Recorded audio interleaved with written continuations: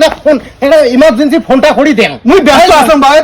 না দেও আরে ভাই ওই বুড়িটা এই সকালটাই দেও, খালি দেও। বুড়িটা সকালটাই খালি ডাকে আছে জানিস বুড়ি ফির কায় তোমার বাড়ি নিয়ে তোমার মাও খালি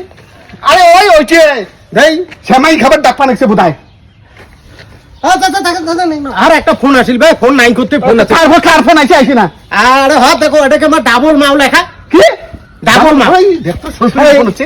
ডাবল মাও খায় ভাই